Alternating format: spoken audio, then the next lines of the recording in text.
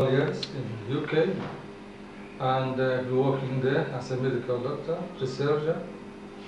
Since when I try to decide to come back my home country, it was 2 years ago when I decided to come back here for the reason of to help in my community. 学校を作ろうと、学校を作ろうと思ったのかな、どうしてなんでしょうか、誰のアイデアなんでしょうか。Who decided to build that school?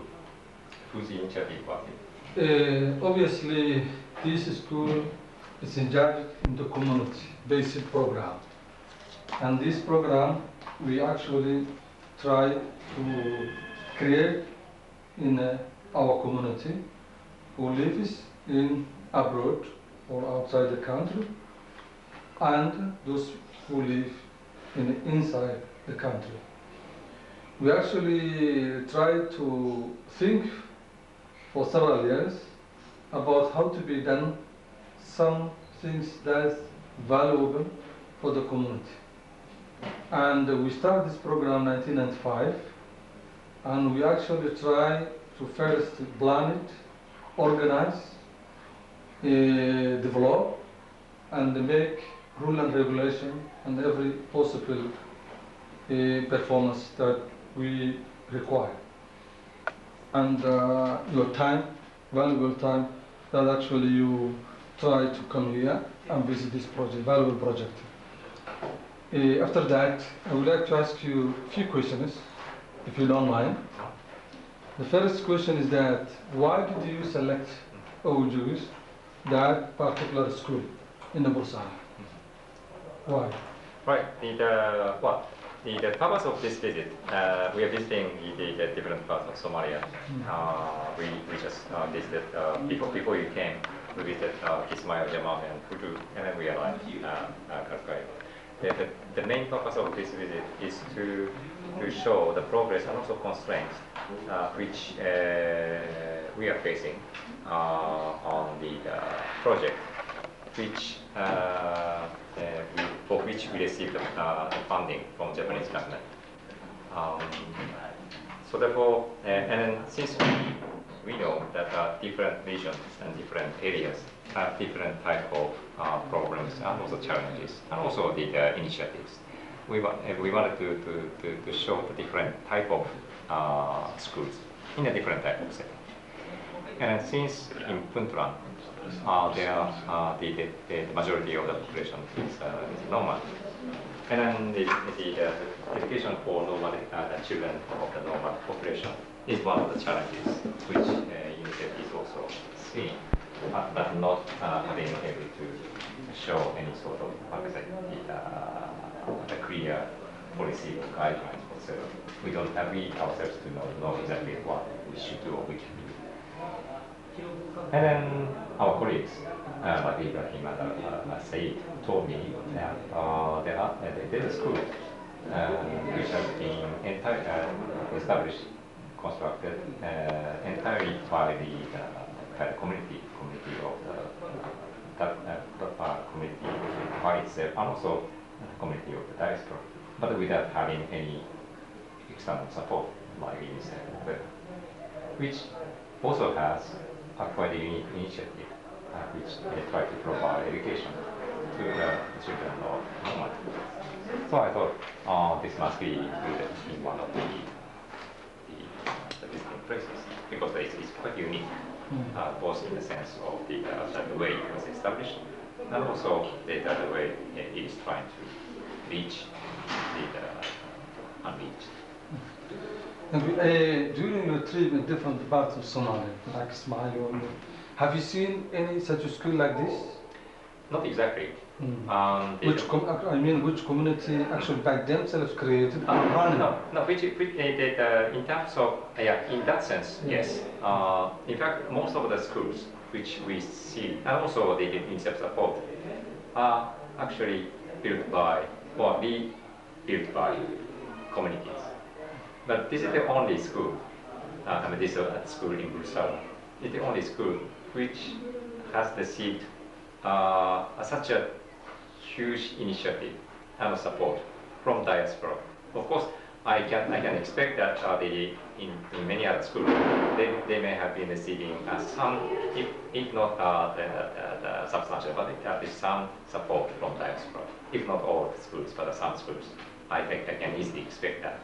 But the uniqueness of this school is that it was, in a sense, initiated by diaspora, but not disregarding the interest and also initiative of the community. It was kind of how to say, the product of the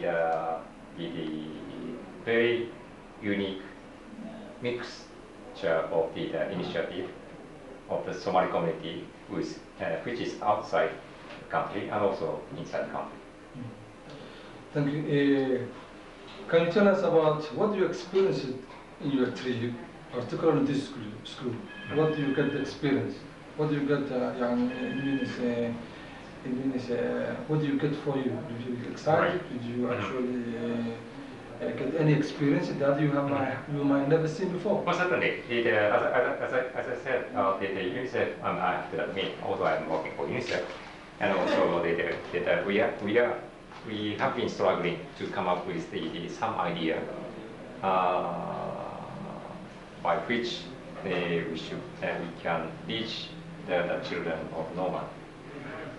Unfortunately, so far, we are still struggling to reach the children of the sort of non-nomadic population still. So therefore, when I heard that this kind of initiative, I was quite excited personally, and that is why we came here. And by visiting it, it's nothing more than encouragement which I have seen. As a UNICEF or as in Japan, from your Japan people, both you and your colleagues, what you can be done or you can assist in this project in terms of you are actually assistant for in any kind actually materially, financially, whatever you can think that, or you might be the future in the short list that whatever you think. Well, the UNICEF's approach, UNICEF's approach, let's say, have been not picking up any particular school and then prioritizing which school has to come first and second. We are looking at rather the trees instead of tree. Well, we are looking at forest instead of looking at the individual trees, meaning that perhaps as you may have already received, one of the examples is the textbooks and the curriculum, new curriculum. We are looking at the whole country and try to look at the area where UNICEF, as an international organization, we are not NGO who are concentrated in one particular area. We are looking at whole. I think she is one of the, your colleagues that even she decided to go there and to see what's going on there. I would like to hear about her view. Why did you go there and why you selected your view to go there and selected for that Posa Primary School? Okay, to be honest or to be diplomatic, which is better. Maybe to be honest, yeah. To be honest, the purpose of this visit as a whole is to accompany the mission itself as one of the Japanese UNICEF staff based in Nairobi, to accompany the mission, and secondly to get to know more about the fields. So I was not the person who selected the primary school to visit, but some others, and I just accompanied the. Oh, yeah. Sorry.